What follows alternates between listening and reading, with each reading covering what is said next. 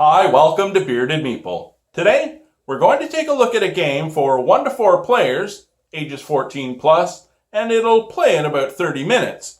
Now, today's game, you really want to strategize and plan well because the game only lasts 10 rounds, so you want to optimize every move you make. The thing is, in this game, everything you do is points. From the cards you play to excavate, there will be points at game end. From the tiles you place and how you place them and what gets placed where or next to something. It's points, points, points. So plan carefully or you may find that you dig yourself into a hole. In this game though, I guess it would be okay? Probably not. It's brought to us by Dr. Finn's Games. It's Mining Colony. Let's take a look at it. In the game, we have a number of different components. We have the main game board. On it, you will find the development tiles. There are 5 different types and 10 different tiles in each stack. When a tile is placed on your personal player board, that land is considered developed.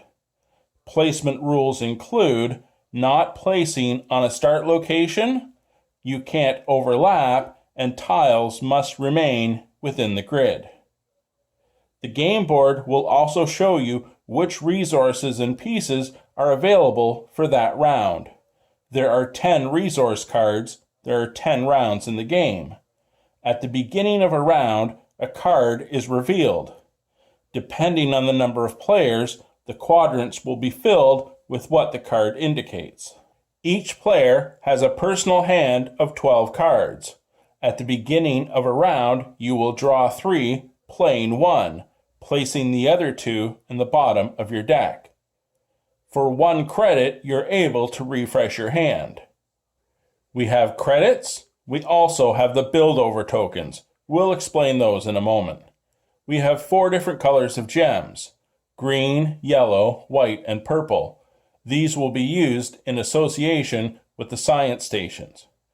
During gameplay, if you can place a gem on a developed piece of land, and then place the same color gem 2 spaces away, you will be able to develop one of the science stations in between them.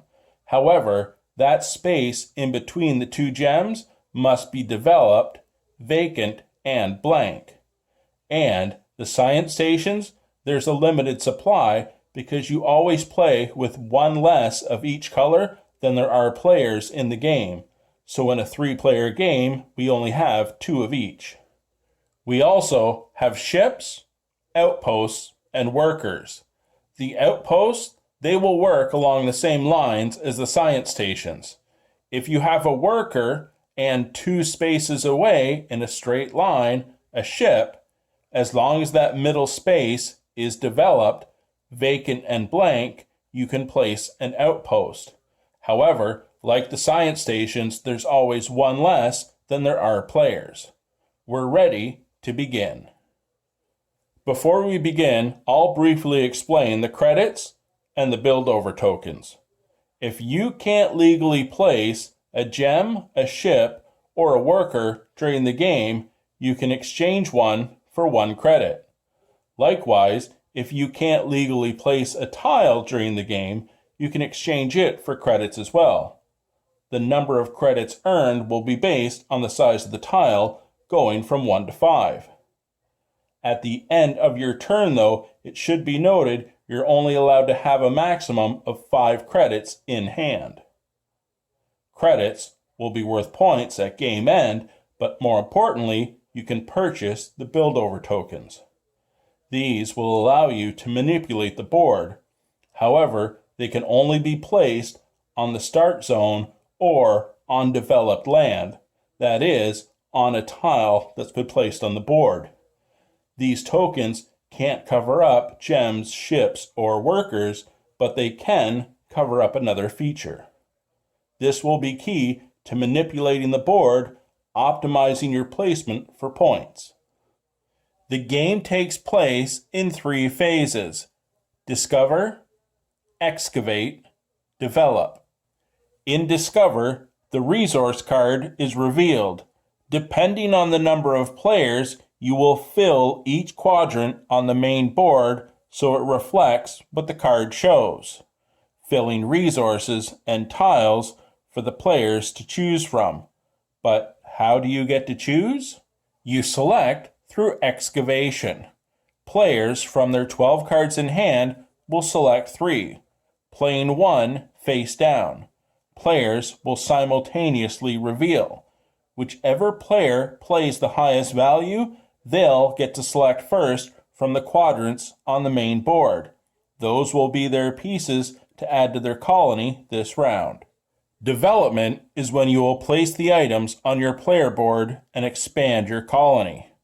I've gone over a few rules already regarding tile placement, but it should be noted your very first tile must be adjacent to the start zone.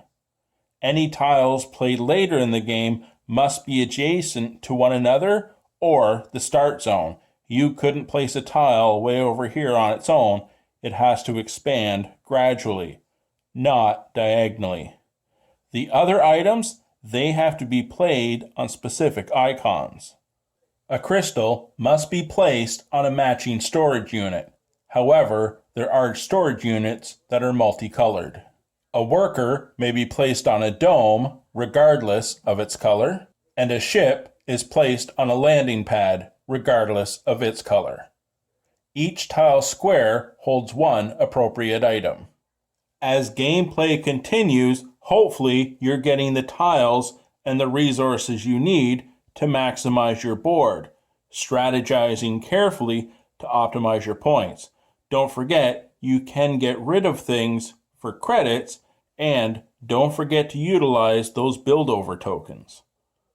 Everything in the game is worth points, so plan carefully. An outpost and a science station are 2 points apiece. A gem, a ship, and a worker are 1 point apiece. Every 2 credits are worth 1 point, and remember, the game lasts 10 rounds, but you start with 12 cards. At the end of the game, each player will tally up the value of those 2 remaining cards. Whoever has the highest value will earn 6 points, then 3 points, then 1.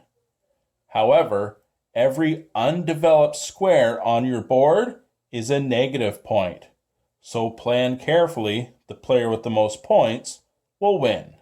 And that, my friends, is Mining Colony. A couple things I'd like to say. First off, this is just a prototype. It's not final production quality, so bear that in mind. But regarding the gameplay itself, I enjoyed it for a number of reasons. One, because it's easy to learn. I love tile-based games, and every time we played, I won. But that's beside the point. What I did like about the game is, as I said, it's tile-based, so you have to plan and strategize as you place the tiles, keeping in mind the icons and what's going to get placed on them. But for me, the key to winning this game is the tokens. Is even though you set the board a certain way, you can place those tokens and manipulate the board so your outcome will be even better for when you place things later, getting the most points and winning. I enjoyed it. I hope you get a chance to check it out. I'll talk to you again soon.